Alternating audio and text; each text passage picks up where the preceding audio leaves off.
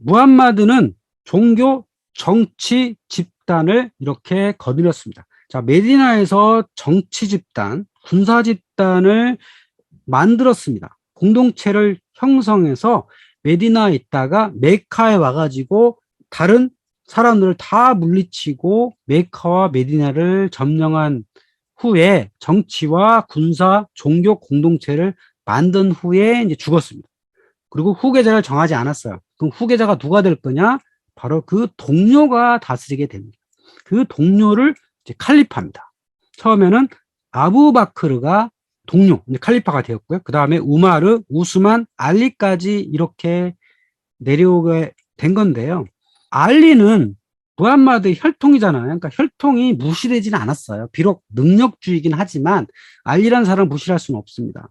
그런데 알리가 당시 어렸어요. 무함마드가 죽을 당시에. 그러니까 이런 칼리파라고 하는 동료들이 다스리다가 네 번째 알리가 어느 정도 나이가 되니까 알리가 네 번째 칼리파가 되게 된 거죠. 자, 칼리파라는 게 정통 칼리파라는 뜻입니다. 수니파의 정통을 잇는 수장이다. 그러니까 여러 이슬람 국가가 있는데 그 중에 정통이 되는 나라를 다스리는 사람이 이제 칼리파가 된 거죠. 그러다가 나중에 오스만 투르크에 가면 술탄이라는 영화가 등장을 해요. 그 술탄은 사실은 칼리파가 권위를 내려준 세속 통치자를 흔히 술탄이라고 불러요. 그래서 오스만 투르크의 그 지배자를 술탄이라고 흔히 불렀죠. 그 시대에 가면 이제 칼리파란 건 없어지고 종교 지도자의 개념이고 술탄이라고 하는 세속 지도자 형태로 이제 변해 가는데 무함마드가 있죠. 네 명의 동료가 있어요. 여기 칼리파입니다. 아부바크르, 우마르, 우스만, 알리까지 왔죠. 근데 이 알리에 와서 권력 다툼을 하게 되는 겁니다.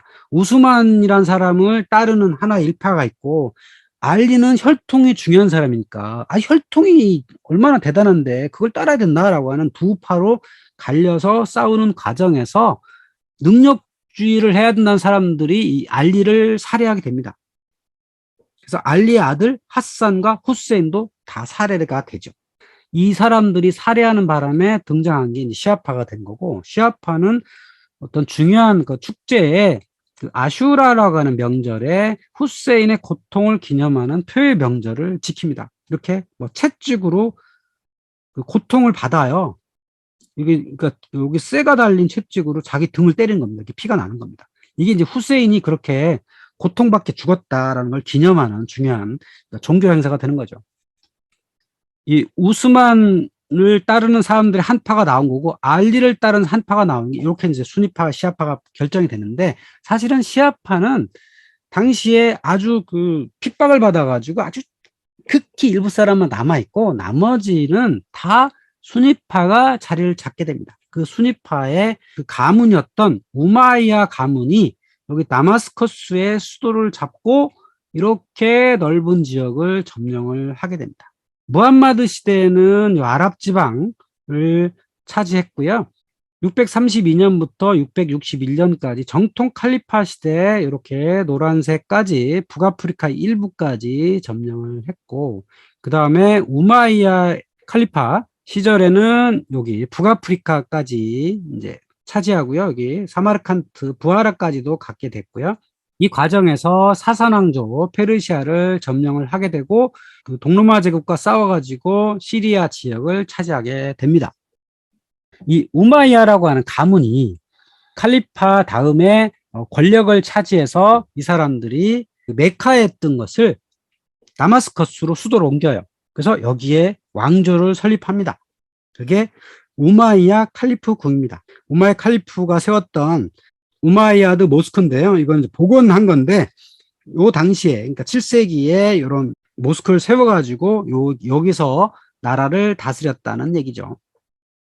그리고 동쪽으로 가가지고 만났던 싸웠던 그 전투가 탈라스 전투입니다. 그러니까 당나라와 만나게 되는데요. 그 당나라는 고구려 후에 어떤 고선지가 이끄는 당나라군이 이 소구드 지역, 오늘날의 그 부하라, 사마르칸트, 우즈베키스탄 그 지역에 와가지고 점령을 하려고 했던 거죠. 거기서 아바스 지하드 이븐 살리와 일전을 벌이게 되고 고선지에 동맹했던 카를루크에 배신돼 가지고 아바스의 승리로 동쪽 국경이 정리가 됩니다. 요때 당나라 군에 포함되어 있었던 제지 기술자 하나가 이 아랍 군대에 잡혀가지고 바그다드 지역에 와요. 거기서 그 제지기술자에 의해서 이제 종이가 만들어지고, 그래서 아랍 지방에 맨 먼저 종이가 탄생을 하고, 그것이 점차적으로 서쪽으로 이동해서 유럽까지 가게 됩니다. 자, 서쪽은 어디까지 가냐? 다마스커스에서 출발해가지고 북아프리카 쭉 가죠. 여기 지금의 튀니지, 알제리, 여기 이제 마그레브라 하는데요. 마을까지 갔다가 모로코까지 갔다가 여기서 북아프리카의 아랍인 또는 여기 살던 베르베르인, 이 사람들이 바다를 건너서 알 안달루스 지방을 차지하죠. 그래서 이베리아 반도까지 갔다가 맨 북쪽은 프랑스로 건너가서 전투를 벌였는데, 그게 뚜르 뿌아떼의 전투죠. 여기서 프랑크 왕국의 샤를 마르텔과 싸워가지고 여기서 아랍인이 패합니다. 그래서 이들이 피레네 남쪽으로 내려와가지고 이제 더 이상 이들은 피레네를 넘보지 않았고, 여기 이베리아 반도의 알 안달루스를 차지하는 것으로 이제 확장은 이때까지로 거의 끝나게 되는 겁니다. 자, 여기에 다마스커스에 있던 우마야 왕조가 이렇게 차지하고 당시, 또 이 사람들의 일부가 이쪽으로 가서 코르도바의 후 우마야 왕조가 이제 설립이 이제 되었는데요. 그 이베리아 반도를 아주 쉽게 점령을 했어요. 근데 그 이유가 뭐냐? 흔히 이베리아 반도를 차지했던 사람들을 무어인이라고 부르는데요. 무어인들이 여기를 쉽게 차지한 이유가 뭐냐면, 여기 아랍인, 여기서 출발했던 아랍인들과 여기 살던 베르베르인이 사실은 이제 이 사막을 그 이동하는데 강력한 무기인 말, 낙타 이런 걸 가지고 전투력이 상당히 강했죠. 그래서 여기 살던 사람들을 쉽게 이겼던 거고, 여기 살던 서고트인이 또 오랜 평화에 전투력을 잃어버린 이유도 있었고, 또 현지인, 여기 살던 서고트인이 그냥 지배만 하고 있었는데 그거를 아랍인과 베르베인이 결합된 무어인들이 지배인을 바꾼 이런 것도 있고요. 종교적 관용도 사실 상당히 있었고요. 그걸 조금 더 들어가 보면 이렇습니다. 무어인이 차지했던 도시 코르도바에는 이런 대모스크가 있죠. 원래는 큰 모스크였는데 가운데를 나중에 기독교인이 차지한 이후에 성당으로 개조했습니다. 밑에는 그대로 옛날에 있던 모스크 그대로 있죠. 대모스크, 알 아크사 모스크라고 하는데, 모스크가 지금도 이렇게 남아 있고요. 이 아랍인 또는 이슬람이 아주 짧은 시간에, 거의 100년도 안 되는 시간에 아랍, 그다음 이집트, 시리아, 팔레스타인, 그리고 북아프리카, 이베리아 반도, 동쪽으로는 오늘날의 우즈베키스탄까지 어마어마한 넓이의 대제국을 만들거든요. 어떻게 이렇게 빠른 시간 내에 이 넓은 지역을 차지할 수 있었느냐, 그 원동력이 무엇이냐라고 하는 걸 따져보면 이렇습니다. 자, 당시에 비잔틴 제국, 자, 지금부터 이 동로마를 비잔틴 제국이라 부르려고 합니다. 자, 비잔틴 제국과 여기 페르시아에 있었던 사선조 페르시아가 치열하게 다퉜어요. 그 두 나라가 계속 싸웠어요. 싸우다 보니까 이 두 나라가 약화됐습니다.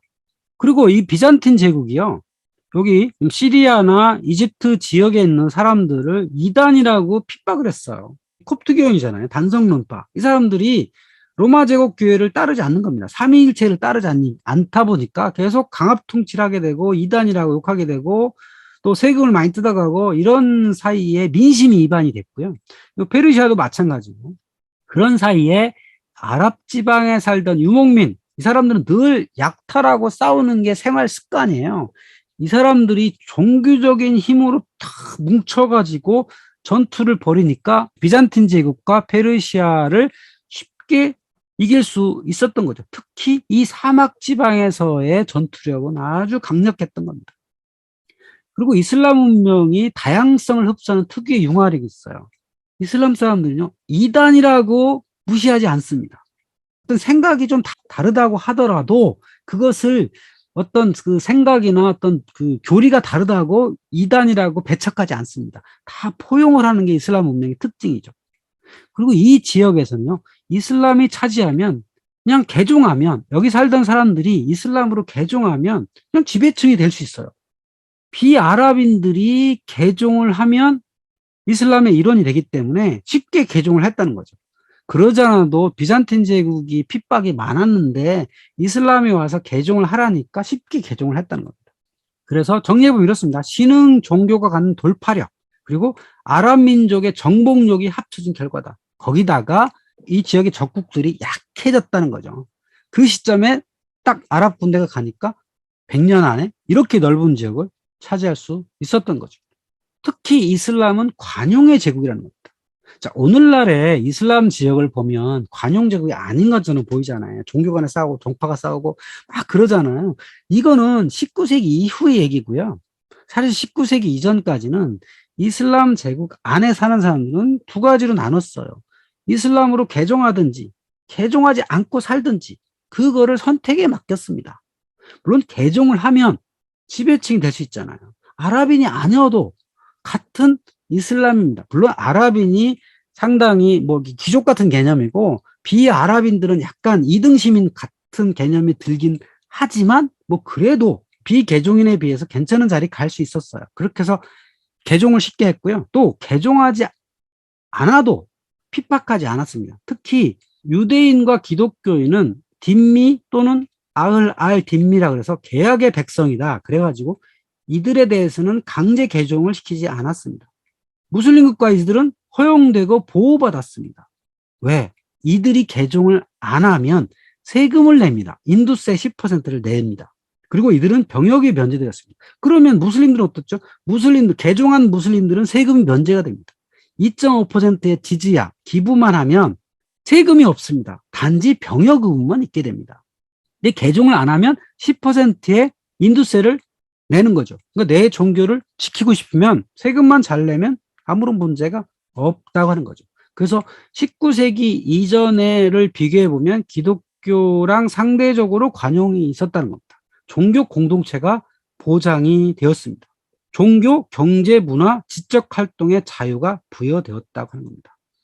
예를 들면 이베리아 반도에서 살고 있었던 유대인, 기독교인도 보호가 됐다는 거고요. 지중해 동부에 살고 있었던 많은 사람들도 자기 종교를 믿고 따를 수 있었다는 거죠. 그걸 강제하지 않았다는 겁니다. 단지 세금만 내면 됐다라는 거죠. 그래서 우리 같은 말 이런 말 있죠. 이슬람이 이렇게 짧은 시간에 포교를 하게 된 건 한 손에 칼, 한 손에 코란 때문이다 라고 하는 흔히 말하는 그런 거죠. 사실은 이 지역에서 탄생한 대부분의 종교들이 사실은 한 손에 칼, 한 손에 코란을 했죠. 근데 이 말은 원래 13세기 토마스 아퀴나스가 첫 발언한 겁니다. 13세기 경에는요, 요 토마스 아퀴나스는 원래 나폴리 출신이거든요. 이탈리아 남부는 이슬람의 공격에 늘 시달렸어요. 왜냐하면 이슬람 사람들이 너무 무력이 강해요. 그러니까 늘 시달려하고 늘 악탈을 당하고 그렇기 때문에 이슬람의 확산은 늘 두려웠어요. 그래서 이게 굉장히 무서웠던 거죠. 당시에 이슬람 확장이 두려워서 시작한 말인데 이 지역에 탄생한 유일신 사상은 다 한 손에 칼, 한 손에는 경전을 들고 했죠. 사실은 대부분의 종교들은요, 정치적 영향력으로 전파된 게 훨씬 더 큽니다. 실제로 이렇게 전도를 하는 것보다는 실제로는 군사적 압박을 통해서 포교한 역사가 더 많다, 더 일반적이다 하는 거고요. 이슬람은 관용의 제국이었다는 증거가 여기 있습니다. 오늘날에도 동부 지중해에 다양한 기독교 공동체가 살아남았습니다. 이집트에는요, 인구의 10%가 콥트인입니다. 콥트 카톨릭, 콥트 정교회. 이것도 내부에 조금씩 교리가 다르다는 거예요. 레바논은요, 레바논을 세운 주체 세력들이 마론파예요. 마론파 기독교입니다. 여기 정교회도 있고요. 멜기트 그리스 카톨릭 교회도 있습니다. 시리아에도 기독교인이 있죠. 시리아 정교회, 시리아 카톨릭, 여기도 마론파가 있고요. 이라크에도 아르메니아 사도교회도 있고요. 아람어를 쓰는 아람어 교회도 지금까지 있다 그래요. 그러니까 이게 2000년이나 되었던 이 다양한 기독교 공동체가 지금까지도 살아남았다는 겁니다. 그 이유는 지배층이었던 이슬람 제국이 그 안에 살고 있었던 종교 공동체, 이걸 밀레트라고 하는데 밀레트 종교 공동체를 보호해 줬다고 하는 겁니다. 반대로 이베리아 반도가 나중에 레콘키스타에서 이슬람의 세력이 물러나거든요. 쫓겨나거든요. 거기 살던 유대인과 이슬람인들은 모두 다 쫓겨나거나 개종하거나 둘 중에 하나를 선택받았습니다. 그러니까 이베리아 반도에서 유대인과 이슬람인들은 살아남지 못했습니다. 그러니까 기독교권에서 다른 종교는 자리 잡지 못했다는 거죠. 그거에 비해서 이슬람권에서 다른 종교가 살아남을 수 있었다는 그런 차이가 있는 거죠. 이 시대, 20세기 이후가 많이 변해서 그런 거고, 그 19세기 이전까지 보면은 기독교와 이슬람을 비교해 보면 이슬람이 훨씬 더 관용적이었다라고 하는 게 이제 제가 설명드리는 그 요점이라고 할 수 있습니다.